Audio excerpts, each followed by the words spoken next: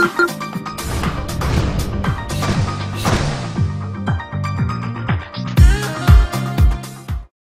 хоногийн өмнө хуралдсан баяр наадмыг зохион байгуулах үндэсний комиссийн хуралдаан дээр соёл спорт аялал жуулчлалын яамны сайд оюун гэрэл хаврын морин уралдаан буюу одоо дүнжин гаруй уралдаан болоод зарим бүсийн уралдааныг зохион байгуулахыг одоо хориглохыг одоо шаардаж энэхүү уралдааныг эсэргүүцсэн гэдэг мэдээлэл байгаа. Мөн энэхүү хуралдааны үеэр бас нэг гол яригдсан зүйл бол хурдан морины уяачтад олгодог одоо цол хэрэгмийг хурдан морь одоо жинхэнэ яг гардаж уйсан уяачтад бус тухайн хурдан морийг одоо худалдаж аваад хүнээр уюулсан эздэд олгосон гэдэг бас асуудал байгаа. Мөн бас 15 уяачийн нэр энэхүү уяачтад олгодог цол иргмийн жагсаалтаас хасагдсан байгаа. Тэгэхээр бид бүхэн эдгээр асуудлуудын талаар Монголын морин спорт уяачдын холбооны зөвлөх баяр магнатаа уулзаж ярилцлаа.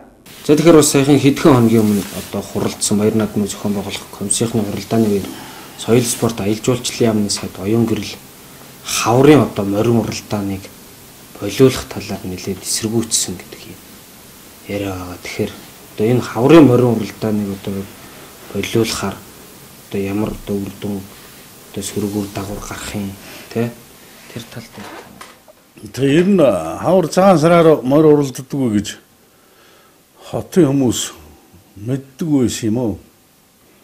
Урагшгүйдэл тэр штэ ч та. Тэгсэн хөдөө бол хавар өвлжөө болгонд морь уралддаг. Өвлжөө болгонд морь үйдэг. Цагаан сараар. Цагаан сарын хөнөөя, цагаан сарын шинийн 3-нд, шинийн 8-нд тэгээд оролддог юм уламжлалтай. Чи мэдэнд төвөгийн баян зүйлсэнд уралдаан зохио гэж байдаг. Яг тэр миний мэндэл төрж өссөн газар мэдээ орсон газар. Тэнд бол 1949 манай уурлмар төрүүлж байсан. Би 5 настай тавлын хайрын онож ажиада хөдөлж чод харж байсан. Тэр манай томогч унаа төрүүлж байсан. Миний өөрийн мэдэх бол тэр.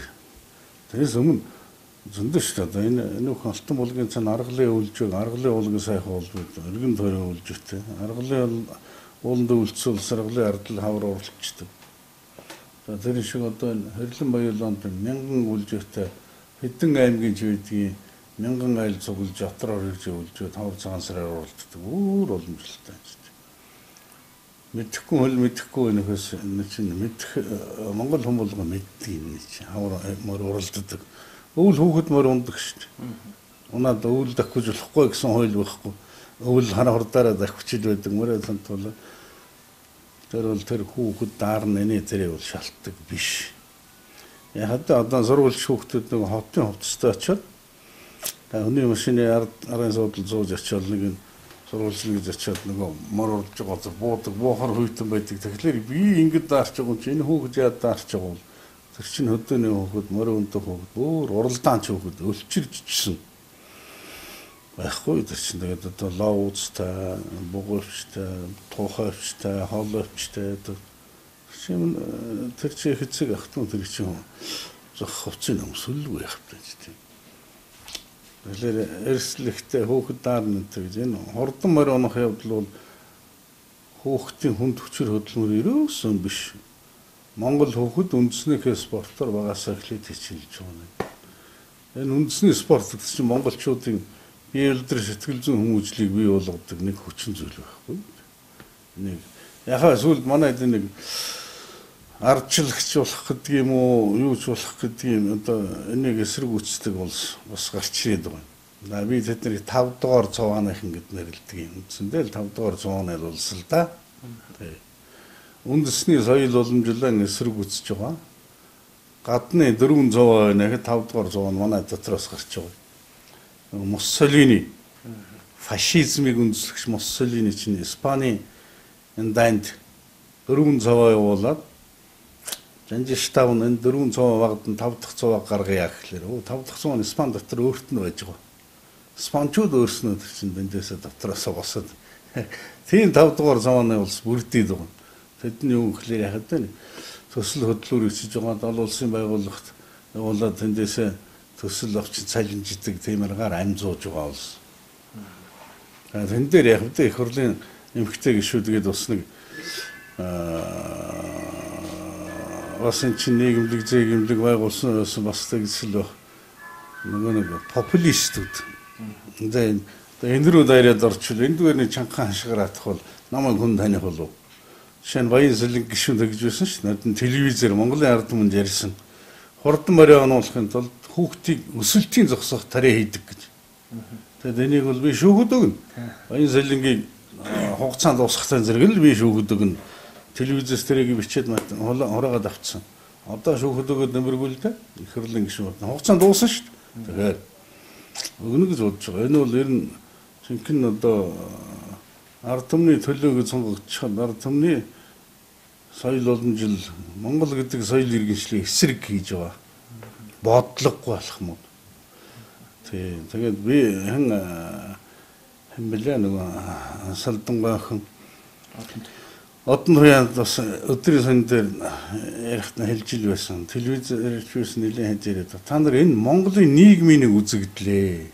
Хурдан морины уралдаан гэж Монгол гэдэг соёл иргэншил байсан цагт байж л байх нэг үзэгдэл. Одоо хөл бөмбөгийн чинь бол спортын төрлөхөөс илүү хүн төрлөختний нийгмийн нэг үзэгдэл болж байна шүү дээ. Энэ шиг Монголын нийгмийн үзэгдэл. Энийхээ мөн чанарыг ойлгоогүй. Өөрснөө Монгол газар шоронд төрсэн атлаа энэний мөн чанар мэдээгүй амчимтай авалгүй өсчөөд тэгсэн өөрөө мэдэхгүй үдээ хөрчгээд тэгээд тэрнийхээ мэдэхгүй юм үгүйсгэж чадахгүй юм дайсагнаад гэж болохгүй шүү дээ. Одоо Монгол хүний зан юм уу мэдэхгүй юм үгүйсгэж чадахгүй юм дайсагнадаг. Тэр одоо их боловсрал бодол оюун богинохон багтай улсын ажил л да. Тэгээд оюун гэрэл саяхан тэр хурал дээр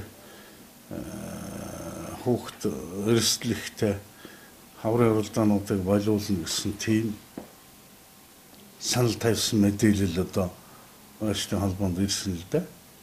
Одоо бидний цөмөрөл харамсаж байгаа тэрэнд.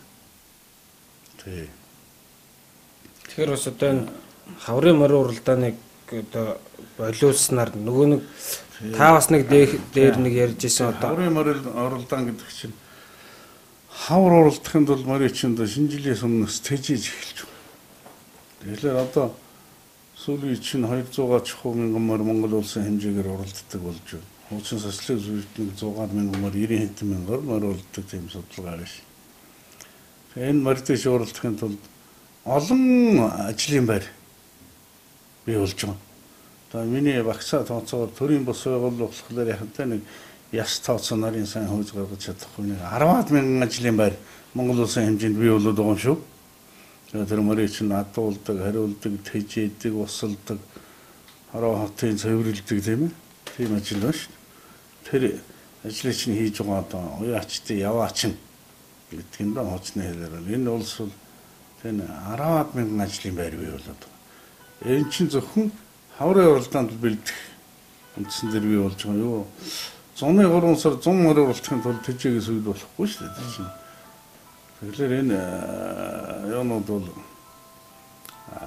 хаврын уралдаан алга болох юм бол бүсийн уралдаанд тэр алга болох юм бол тэр олон мянган ажлын байр алга болно. Энийг судалцах хэрэгтэй. Тэгээ ийм хийж барьж байгаа улсууд энэ хэлж байгаа үгнийхээ үр дагаврын тооцож бодох хэрэгтэй л дээ. Олон мянган ажлын байр үгүй болно энэ цэцэд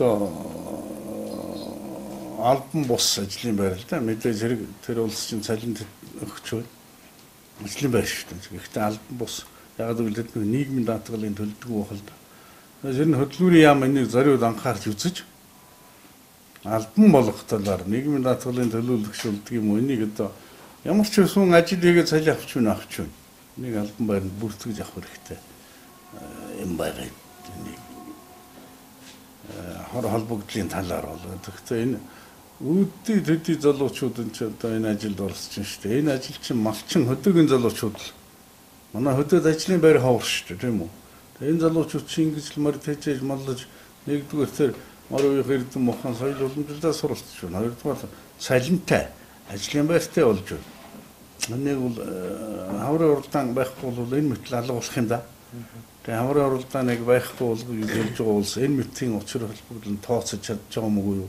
Юу ч чадахгүй популизм хийж байна л гэж бодож байна тий. Тэгэхээр саяны уралдаанаар бас зөвхөн одоо яг нэг хурдан морины эздэд шагнал одоо тэр цол юг өглөө гэж бас яригдж байгаа. Дээрээс нь тэр нэг хасагдсан 15 хүн гэдгээд бол дан яг жинхэнэ өөрөө морио уйдаг уяачд байлаа гэдэг. Тийм нэг чин уяачд гэдэг чинь их хэсэг хэнж тоохгүй. Жинхэнэ үндэсний язгуур хөвчлээс ургаж гарсан болохоор явж ирлээ шүү дээ. Одоо энэ чинь сүлд нэгээд нэг бүтсэн ажилд эзэн олон гэж. Эхлээд нэг ажил хөөцөлдөж байгаа хэнж тоохгүй тийм үү. Тэгээд одоо бүтээд нийгэм анхаарлын төв дээрээ ач холбогдолтой болоод ашиг тусаагаад ингээд ирэхлээр чинь хүн болгоно одоо тэр хүний эрхээ хамсныг юмяриад тэр мөрн хамсныг юмяриад одоо манай ч нэг комисс чихтэй халуун болсон байлгүй тэр гişүүнтнийг юмяриад тэр сайдт нэг юм яриад ингээд эхлээд ажлаа бүтээд ирэхлээр олонний анхааралд өртөөд үр ашиг өгөөд ирэхлээр эзэн суугч гэдэг юм уу үгүйсгч гэдэг юм уу янзын эсрэг үүсгтэн янзын зээл юм гарч ирж байгаа. За яг цолох энэ талаар бол цол уяачдыг урамшуулдаг уяачдын хөдөлмөрийг үнэлдэг төрийн бүс байгууллагын оролцсон бүхэл бүтэн тогтолцоо бий болчиход байна шүү дээ. Тэр тогтолцоо.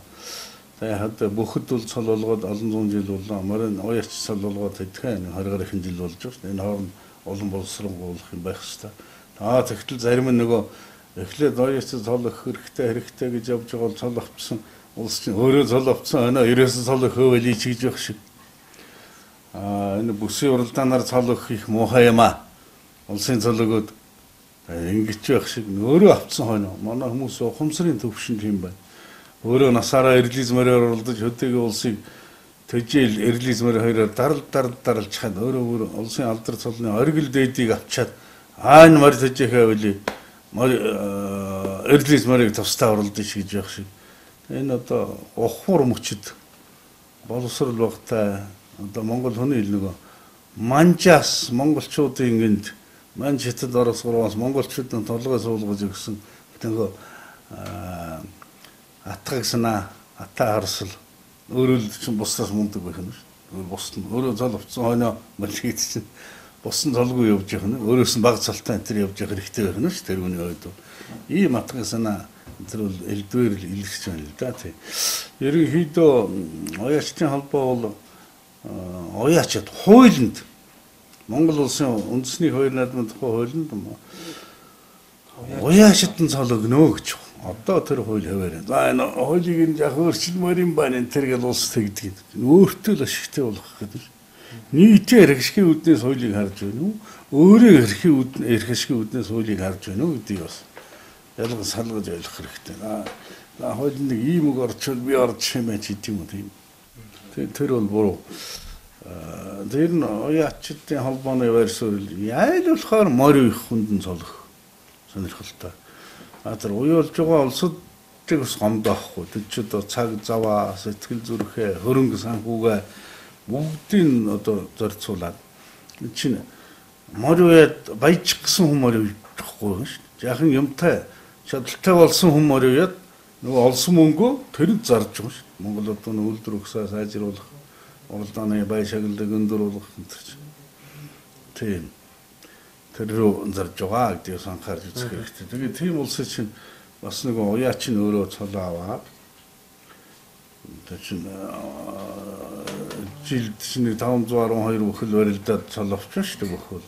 Тэгвэл уяач ч одоо түрүү хэлсэн 200 мянган морь оролдуулаад 40-50 мянган уяач олон байдтаар шүү дээ. Уяачдын цолыг олон болчлоо. Тэр бол тэг хэрэггүй ерөөсөн.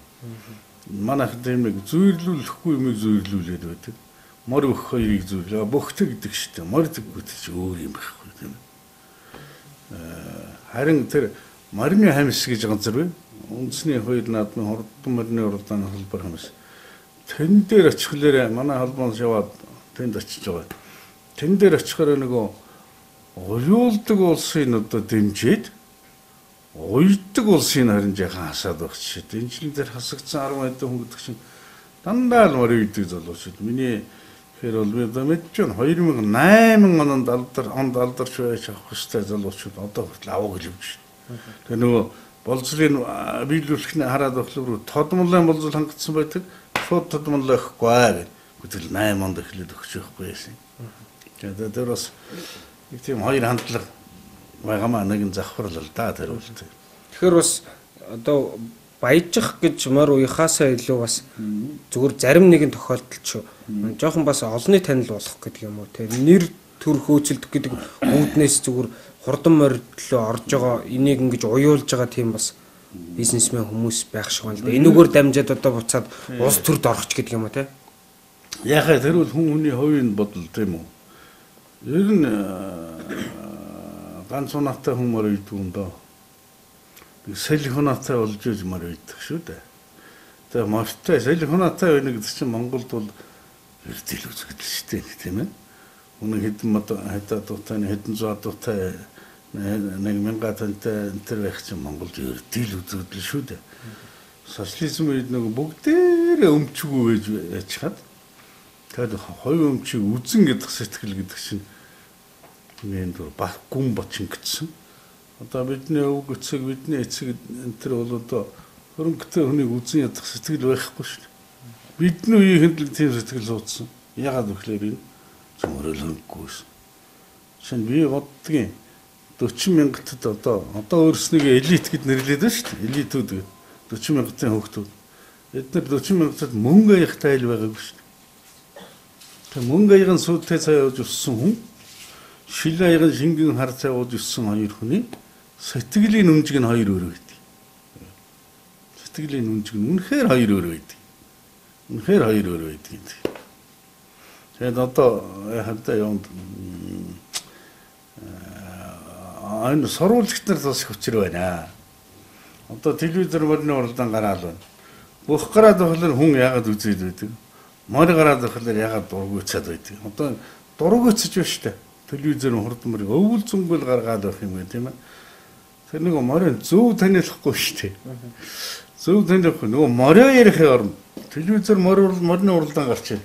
Морио ярихын оронд морь чи хөл нь яаж байна, хөлс нь яаж байна, чих нь яаж байна, хөдөлгөөн нь яаж байна, хэний нэмэр уралдаан аль нь хаанаа руу байхгүй. Ерөөсөө энэ зүйлийг одоо жишээ нь одоо тухайн хувь сэтгүүлч өөрөө одоо ингэж явж суралцах нэг тийм юу та хоёр зүгээр яг нэгэн тал одоо улсын баяр наадмыг одоо зохион байгуулах комисс болоод хурдан морины салбар комисс дээрээс нь Монголын морин спорт уяалтын холбоо гэж юм байгууллагууд байгаа тохиолдолд яг хурдан моридоо тайлбарлах гэдэг юм энэ талаар одоо мэрэгшигсэн хүсэл сонирхолтой залуучуудыг бас тодорхой тэр талаар одоо сургалтанд хамруулах тийм залуучууд бий байж болох. Тийм залуучууд байна. Тэгээ би залуучууд тэр нэг залууд хандаж үзсэн. Одоо хардлын байшин тухайн нэвтрүүлэг хийнэ танаас юу сонсё яриа гэж юм яриул. Би жаахан ярьж өгöd өөрийнхөө диссертацийг бүр ховлж хуулж өгöd явуулсан. За чи энийг үзчихээ. Тэгэхээр энэ хүний чинь тухай чам тодорхой ойлголт төрн тэгээ нэвтрүүлэг хийж болох. 2-3 хоног ирсэн дөгөх чи хийчихлээ гэж ирж байна. Миний ихийг уншив гэсэн. Уншсангүй гин. Тэгэхээр би тэр хүнд юм хэлж өгöd яа. Энэ аражаа телевизээр тайлбарлаж байгаа залуучууд чинь эзний нэрээд өгөх. Дандаа хүний нэрээд. Одоо жишээ нь Макс Хамбагийн Баян хонгорын нэг ламангигийн нэг хэдэн жилийн өмнө хэмаа хон оролдоор Макс Хамбагийн даг өнгөлөөл гарлаа л да. Тэгээд төрүүллээ. Тэр хооронд нэг дааг 10 хэдэн 12 км эргээд уралдаанд бариад орох тэр хооронд Макс Хамбагийн нэр 63 удаа хэлж байна. Тэгэхээр чи энэ чинь дургуцхгүй юм. Макс гэдэг нэг баян дандаа баяцуул одоо хөөхтөр тоглож байна, мороор тоглож байна. Нөгөө баян хүн дургүй сэтгэлгээ салаагүй улс чинь баяцуулын нэрийг дуудаад мороо ярихгүй бараг л одоо энэ хүн моринд одоо тийм хандуур гэсэн тийм морь дээр усын бараг л банкнда тэдэн төгрөгтэй байгаа хүн сар тэд хуулдаг шуум ярих гэдэг бахар чинь яад дуртай юм бэ. Энэ дээр бас боловсролтой хандмаар энэ дээр бас их тийм ухаантай хандмаар байгаа юм. Тэд өөрснийгөө болж өгнө гэж болж байгаа юм байлгүй яах вэ? Тэр чинь одоо нийгмийн сэтгэл зүйд тааруулах тийм үү? Сэтгэл зүй дандаа хүлээж авах тийм үү? Хүлээж авахааргүй юм бол мөрний тухай яриад байх юм бол одоо хүн нойр унтах гэж хөдөлж шантай вэрнэ гэж бүр ингээл хайдан шалшлыг шахаж уудвал хүн дургуун өрш. Тэр шиг. Яг хүлээж авахаар өнцгөөсөн. Зөв юм ярил одоо улсад зөв нөлөө болов. Одоо бүхийн тайлбарлагчийн сургууль гэж байхгүй шүү дээ. Дандаа бие дагаад л өөрснөө юм болсон. манай морь тайлбарлаж байгаа залуучуудад бас их ухаантай хандмаар юм уншмаар юу ч уншихгүй шүү дээ. Тэгээ зүгээр л нүдэнд харагдаж байгаа л яриад байдаг. Тэгэхээр миний ярьсан яриа хэний сонсоо. Ямар хүн сонсвол юу гэж ойлгохгүй. Энэ хүн сонсвол юу гэж ойлгохгүй. Нүр дагавар нь юу болох вэ? Нийгэм ямар өр нөлөө болох вэ? Ямар хор холбогдол болох вэ? Бүгдийг энэ чинь. Тэгээд энэ баг манай телевизээр морь тайлбарлаж байгаа залуучуудыг энэ морь үзэж байгаа улсыг баг жигшээ гэдэг шүү. Тэгээд нөгөө 5 дугаар суунд ихнийг сайн хөлгөж яваад морь тайлбарлаж байгаа хүмүүс өөрөө 5 дугаар суунд бараг орчих шүү. Энийг яах хэрэгтэй. Энийг л анхаармаар байгаа юм. Тэгээд чинь Монгол хүн байна чинь одоо Монгол соёл иргэншлээ яавал юу болох вэ? Ингүүл яах вэ гэдэг эргэцүүл бодож бодлоготой хандах хэрэгтэй байна.